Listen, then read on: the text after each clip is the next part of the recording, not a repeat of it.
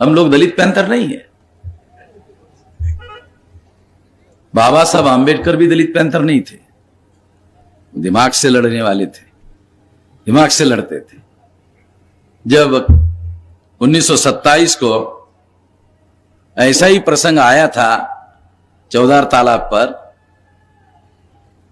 तो collector mister hood थे, hello, तो कलेक्टर ने बाबा साहब को बुलाया और कहा कि आप जिसके विरोध में लड़ रहे हो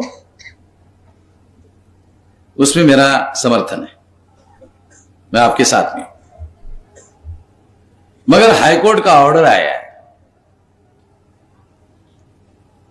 और ऑर्डर में मुझे आदेश दिया गया है कि यह तालाब प्राइवेट है, स्टे लगा दिया गया है। जब तक यह प्रूव नहीं होता कि यह प्राइवेट है या पब्लिक है, तब तक अगर आप आंदोलन करते हैं तो यह आंदोलन जिन लोगों के विरोध में आपने शुरू किया, अब वो उनके विरोध में आंदोलन नहीं होगा, सरकार के विरोध में आंदोलन होगा, तो आपके आंदोलन की दिशा बदल जाएगी। तो बाबा साहब आंबेडकर ने निर्णय लिया कि अब कुछ समय के लिए यह आंदोलन हम स्थगित करते हैं। तो मैं आपको एग्जाम्पल इसलिए बता रहा हूं कि बाबा साहब आंबेडकर भी दलित पैंथर नहीं थे, दिमाग से काम करने वाले थे, बद दिमाग नहीं थे। कौन से समय में, कौन से हालात में, कौन से परिस्थिति में कौन सा काम करना चाहिए और कैसे करना चाहिए वो सही तरीके से जानते थे। तो मेरे पास यहां पर उधर से टेलीफोन आ रहे थे कि फसाद चल रहा है। अगर मैं भी भड़कीले दिमाग से सारे लोगों को उठाकर लेके जाता लाखों, वे तो सारे महाराष्ट्र में फैल जाता और ब्राह्मण अपने मकसद में कामयाब हो जाते। तो हमने उनके मकसद को सफल नहीं होने दिया और कानून का सहारा लिया, शांतिपूर्ण तरीके का सहारा लिया और सारे महाराष्ट्र को जगाया और फिर सरकार को, फडणवीस को मजबूर किया और वो हाईकोर्ट का जज का इंक्वायरी बिठाया और अभी हम लोग नजदीक पहुंचे हुए हैं। तो प्रेस कॉन्फ्रेंस में मैंने ये मांग किया कि सरकार प्रायोजित फसाद थी तो फडणवीस के ऊपर भी एफआईआर दाखिल किया जाए। ये मैंने प्रेस कॉन्फ्रेंस में ये डिमांड की है और मुझे किसी ने बताया कि टीवी वालों ने भी ये दिखाया है। तो ये एक बात थी। दूसरा, भीमा कोरेगांव का जो स्मारक है उसमें 65 के युद्ध में जो शहीद हुए, 72 के युद्ध में जो लोग शहीद हुए, उन लोगों के नाम उन्होंने वहां ये किए। तो ये विकृतीकरण है, ये उन लोगों का जो शहीद हुए देश के लिए, उनका सम्मान नहीं है। तो हमने उनको कहा, सरकार को मीडिया के द्वारा कहा कि अगर सरकार के पास पैसा नहीं है,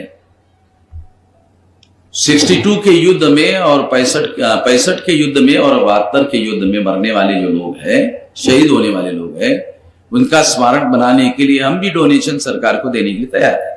उनका अलग स्मारक होना चाहिए।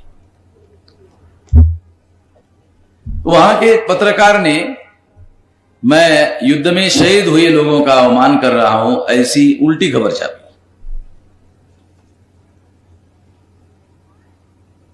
तो बहुत सारी बातें हैं।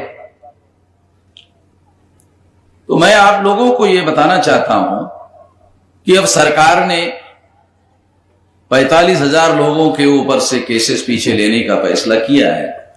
हम इससे संतुष्ट नहीं। मैं यहां से सरकार को यह बताना चाहता हूं, हम इससे संतुष्ट नहीं है। जब तक फडणवीस पर एफआईआर दाखिल नहीं होता, गुना दाखिल नहीं होता, तब तक हम संतुष्ट नहीं। क्योंकि इतना बड़ा फसाद जो है सरकार के मदद के बगैर संभव नहीं था। और जो पुलिस फोर्स उन्होंने लगाया था, वो लाठी लेके एक जगह खड़े थे, कुछ भी तो नहीं कर रहे थे।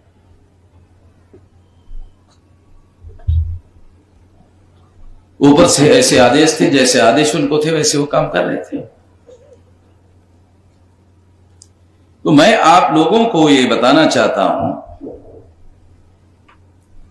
कि ये लड़ाई हम लोग शांतिपूर्ण तरीके से लड़ रहे हैं। तो इसका एक बहुत बड़ा फायदा यह हुआ कि हमारा आंदोलन लगातार आगे बढ़ रहा है और हमारी ताकत लगातार आगे बढ़ रही है। यहां पर पिछले समय में बहुत सारे लोगों ने पंडाल लगाया था, कोई भी नहीं था। अभी भी नहीं। ये बोल रहे अभी भी नहीं है। वो नाचने के लिए बजाने के लिए रखा, फिर भी कोई नहीं है, क्योंकि है वो नाचने गाने वाले लोग हैं, वो कोई मुंदर आंदोलन चलाने वाले लोग है नहीं।